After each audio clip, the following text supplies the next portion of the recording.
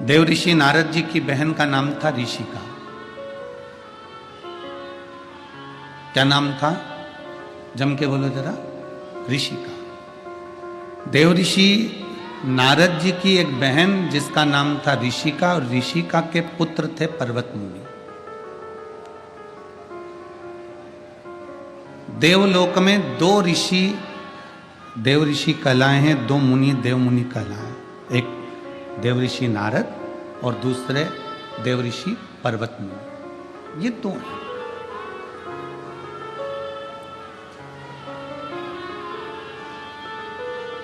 परंतु इन दोनों में एक अंतर है कि देव ऋषि नारद स्वतंत्र भाव से भगवान नारायण के यहाँ भी चले जाते हैं, और देव ऋषि नारद स्वतंत्र भाव से शिव जी के सामने भी चले जाते हैं। स्वतंत्र भाव से देव ऋषि नारद ब्रह्मा जी के यहाँ, इंद्रलोक, गरुण, वरुण सब लोकों में भ्रमण करते। पर भगवान देव ऋषि नारद का भांजा, भगवान देव ऋषि नारद जी के भांजे पर्वत मुनि किसी देवता का दर्शन नहीं कर पाते हैं, बस केवल भ्रमण कर पाते हैं।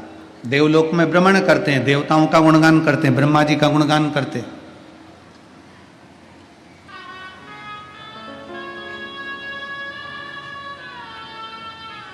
एक बार ऋषिका के मन में थोड़ा सा भाव उत्पन्न हो गया, ऋषिका की आंख में जल भर गया। अपने भाई देव ऋषि नारद को भोजन के लिए आमंत्रित किया।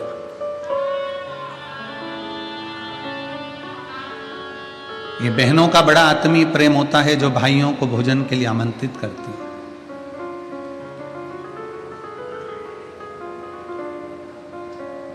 और बड़ी प्रसन्नता होती है जब कोई दिल से, हृदय से बहन अपने भाई को भोजन कराए, प्रेमवश प्रसादी पवावे।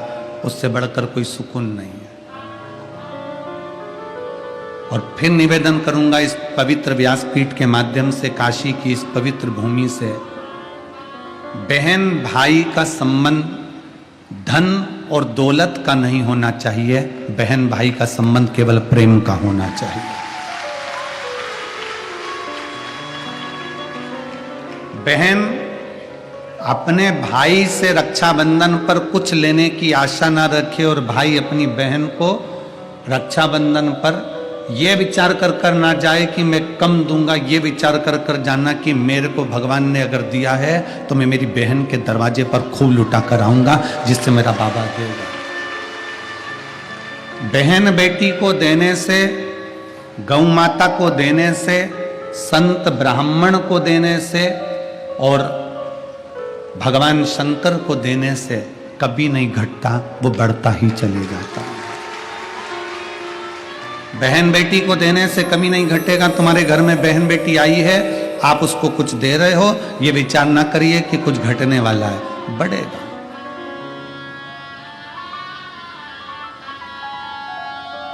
तुम्हारे घर की एक दशा देखिएगा, घर में बेटा जन्म लेता है और घर में बेटी जन्म लेती है।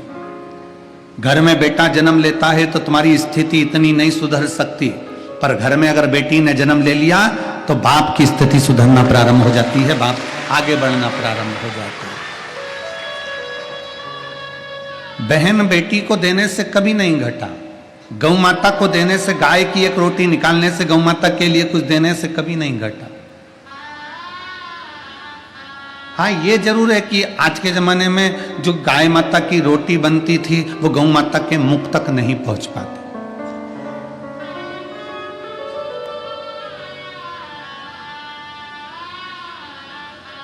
रोटी के 4 हिस्से होते हैं। सबसे पहले नंबर की रोटी किसकी बनती है? जम के बोलो जरा, जम के। गाय। दूसरे नंबर की रोटी बनती है भगवान की। तीसरे नंबर की रोटी बनती है गुरु की। और आखिरी नंबर की रोटी बनती है, जम के बोलो, कुत्ता की, श्वान की। ठीक है? रोटी के 4 हिस्से हैं। पहले नंबर की रोटी आज के समय में गौ माता के मुख में नहीं जाती। क्यों? क्योंकि बड़े बड़े शहरों में गाय नहीं मिलती, बड़ी बड़ी सिटियों में गौ माता मिलती नहीं है। टाइम इतना है नहीं कि एक भी रोटी एक्स्ट्रा रखी जाए, उतनी बनाई जाए जितनी खाई जाए। तो सबसे पहली रोटी पति कहता है कि जल्दी से मुझे रोटी दे, मुझे ऑफिस जाना है। सबसे पहली रोटी बनती है और वो पति के मुख में जाती है। गाय के हिस्से की खा गया, इसलिए गाय जैसा हो गया बेचारा,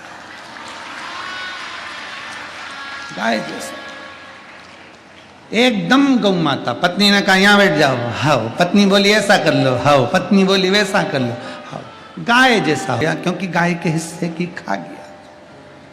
दूसरे नंबर की है भगवान की और तीसरे नंबर की है गुरु की।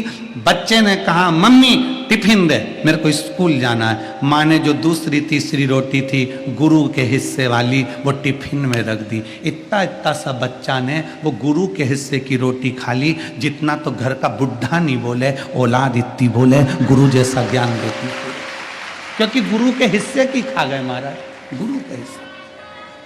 अब रोटी खाने के लिए सब माताएं बैठी हैं और रोटी पड़ गई कम, तो इन्होंने सोचा आखिरी की बची है,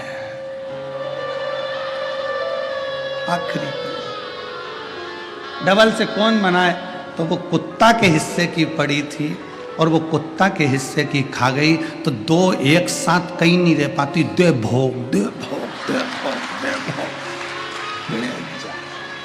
इतना भिड़े इतना भिड़े इतना भिड़े कि एक दूसरे को सुहा ही नहीं, क्योंकि खा गई कुत्ता के हिस्से की, जो कुत्ता को डलना था।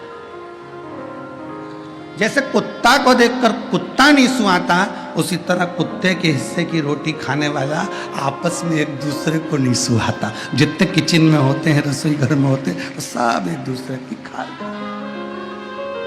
तो महाराज शास्त्र कह रहा है, भगवान की कथा कर रही है, भगवत भजन कर रहा है कि प्रयास करें।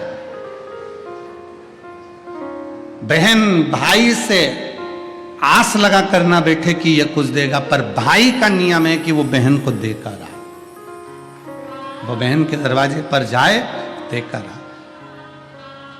ऋषिका ने अपने भाई देव ऋषि नारद